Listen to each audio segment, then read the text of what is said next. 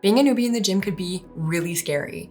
And add being new to strength training on top of that, and it could literally feel like you're 13 again, seeing Paranormal Activity for the first time in the movie theaters. Obviously, this movie has scarred me for life. But that is exactly why today I'm gonna be taking you through a super beginner-friendly leg workout that will make you feel more confident in the gym and also help you grow stronger, more toned legs and glutes.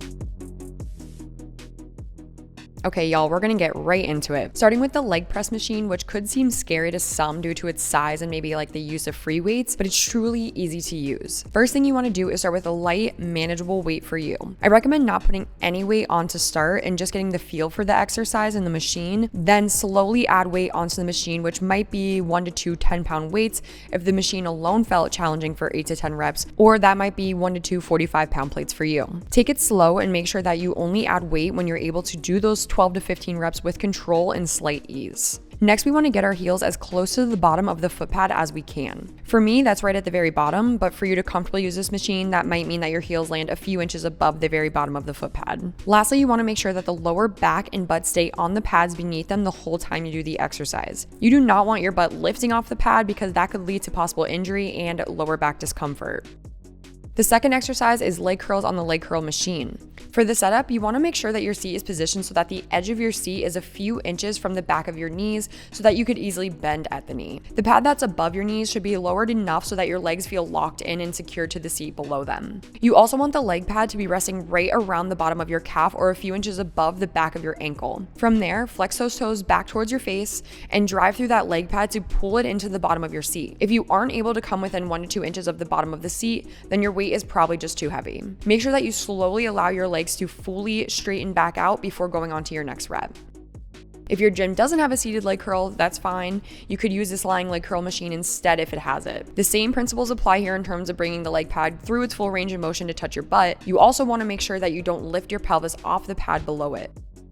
For the B-stance hip thrust, we're going to be targeting the butt more specifically. You'll see here that my left foot is closer to my body than my right, and that's because my left leg is going to be doing about 80% of the work, while the right leg is really just playing more of a supportive role.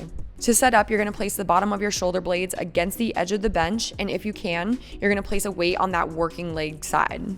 From there, I'm going to drive down through my working leg and bring my hips in line with my knees and my shoulders. In this top position, I want to make sure that my knee is directly on top of my heel. Sorry to interrupt, but if you are at all thinking right now like, wow, this video is helping me a lot, or I'm going to try this workout on Monday, please just give this video a like so I know to keep making videos similar to this one for you. I appreciate the support as always. Okay, back to the workout. For our seated hip abductions, we're focusing on hitting the side portions of our glutes to create that upper booty shelf.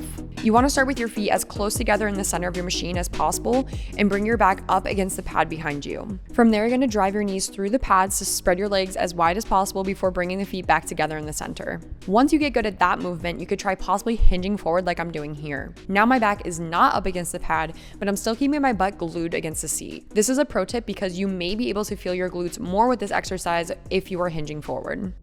Lastly, we have standing calf raises to strengthen and grow those calf muscles. To get set up for this, I'm going to place a low amount of weight to start onto the machine. Usually 10 to 45 pounds is pretty challenging. Then I'm going to get my shoulders comfortably underneath the pads and place the balls of my feet onto this little platform. You want to lower your heels as low to the ground as possible and feel a bit of a stretch in your calves. Then you'll drive down through the balls of your feet on that platform to lift your heels as high as you can, and you're going to pause for about 1 to 2 seconds at the top.